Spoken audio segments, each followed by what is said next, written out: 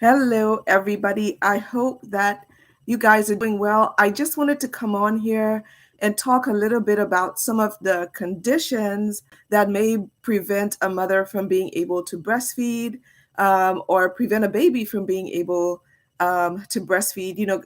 As the formula shortage goes on, there is, a lot of talk about, okay, let's just breastfeed, or there are people who are saying that just saying breastfeed is not the best answer. And it is true, but I haven't heard a lot about why just saying breastfeed is not the general answer. And so I will be looking off to the side because I have some notes here. But there are medical conditions that affect breastfeeding, which can, be affected by kind of the medication that the mother is taking, or just the condition that the baby is in. So some of the medical things that can happen that can prevent a mother from breastfeeding is if the mother is taking any antiviral medication. So if the mother is, HIV positive or has anything where she's taking antiretroviral medication, that can prevent her from breastfeeding the baby. Now, obviously, in that case, I always say that the best parents are the parents who know that they can't do it on their own and they reach out for help. And so, in my opinion, if you find your doctor saying something like you're taking this medication and therefore, it won't be healthy for you to breastfeed, then you're asking your doctor, okay, what is my alternative? That's what being, a good parent is saying, okay, I can't do this alone. So what do I do? And in this case, it would be, using formula so that you can give your baby the nutrition that they need, because that's your job as a parent, is to be able to feed your baby and give your baby nutrition. So the overall banner says nutrition. And so if the mother decides to give her baby formula instead so that she can live through her illness, there is nothing wrong with that. Um, so cancer, some chemotherapy, some different forms of chemotherapy can also affect a mother, and the milk and supply and different things like that. Nutrition is another big thing. So some mothers who have like celiac disease or different things like that may not be able to consume enough food to produce milk for the baby. But chemotherapy drugs, illicit drugs, um, mood stabilizers. So if the mother, has is struggling with any mental health challenges and trying to get that under control, she may need to use some mood stabilizers. And there are certain mood stabilizers that can be transferred in breast milk, and so it wouldn't be healthy for her to breastfeed her baby at that time. Any sleep aid medications that a mother may be using can also affect breast milk and things like that. So it wouldn't be healthy, again, for her to breastfeed at that time. And you may be thinking, okay, these are very small segments of the population, and it's very unique. But when it comes to the baby themselves, sometimes babies are born with certain stomach conditions that may not allow them to be able to accept breast milk, and so they need specific formulas. If a baby is born premature, anything like that can affect the milk that the baby receives, so that they can receive the best amount of nutrition for their condition. Even there are a lot of babies who are born with like a tongue tie, and a tongue tie is it's something that is easy to fix.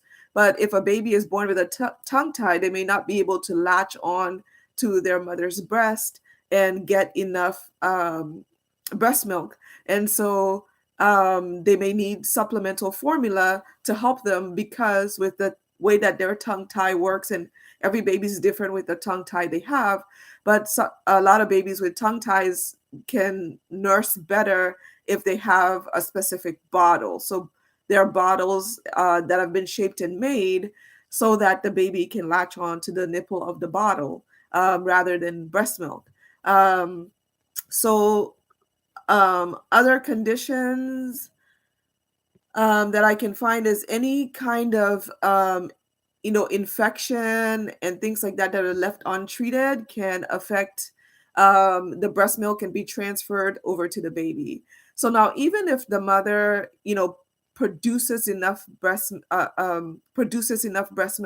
and things like that, like I said before, the baby may not be able to tolerate it, or for whatever reason or health condition, the mother is not able to produce enough breast milk to sustain the baby, and so they need an extra formula to help to supplement that. So remember, a good parent is the parent who says, I'm going to look at the overall big picture and I'm going to provide the nutrition that my baby needs. And if that is formula, then the mother and the father and the pediatrician and whomever it is are going to say, okay, here's the formula that is recommended, and here's the formula that you give to your baby. So babies have been, using formula for decades and decades and decades. And it is being more advertised and prominent now that we're all seeing, like, wow, oh my goodness, there are so many babies that are using it. But this has been used for a very long period of time.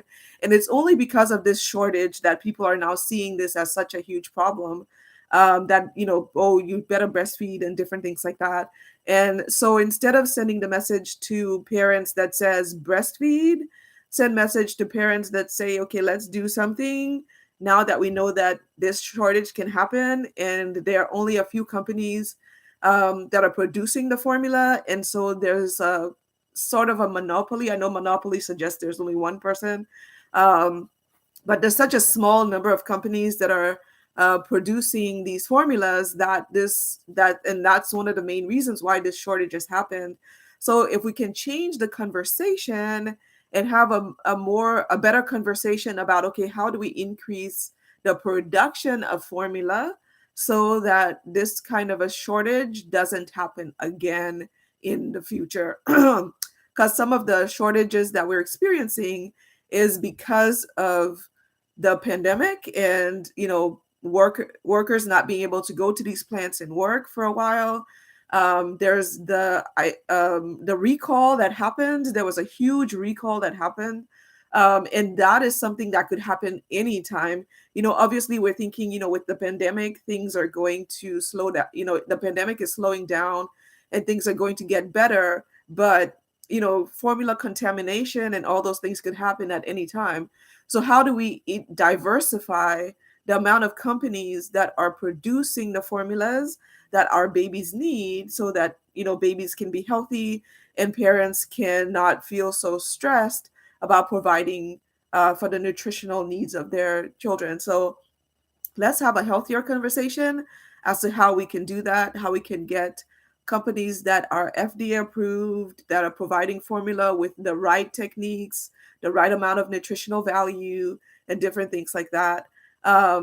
When I just said that, it came to mind that the FDA and pediatricians are recommending, please pass this along to families, that they're recommending that families don't dilute formula in order to stretch it out, because the formulas are made with the specific nutritional content.